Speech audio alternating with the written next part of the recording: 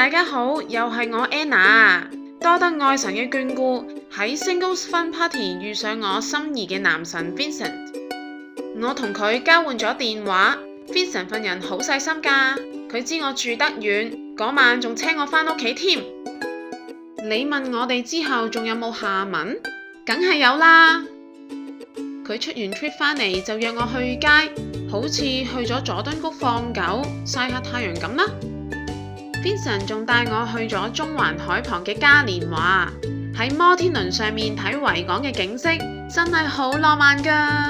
原來 Vincent 係射籃高手，唔使3兩下手勢就贏咗隻公仔俾我啦，真係幾 sweet 嘅。眨下眼就快到情人節啦， Vincent 約咗我正日同佢一齊過喎，唔知佢會唔會有啲咩表示呢？咦，唔得，我要控制下自己唔好亂諗嘢先。但係我點都要化個靚妝先去見佢。每個女人一定要有一支屬於自己嘅唇膏，好嘅唇膏係會影響我哋散發出嚟嘅氣質㗎嘛。講到唇膏，我一定揀 Lancôme 啦。Vincent 真係同我表白啊，仲買咗我最中意嘅 Peonia Diamond 頸鏈做我哋嘅定情信物。就係咁，我同 Vincent 喺呢個浪漫嘅情人節就一齊咗啦。冇幾耐，我哋仲搬埋一齊住添。得閒我都會上 Cosmo 同埋 Cosmo Girl 學下啲調情同埋令關係升溫嘅技巧。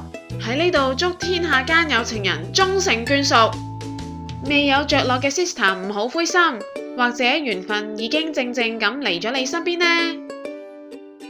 你哋覺得我揀得啱唔啱呢？講下你哋對我同 Vincent 嘅睇法啦，仲有機會贏得豐富嘅禮物添，大家快啲嚟參加啦！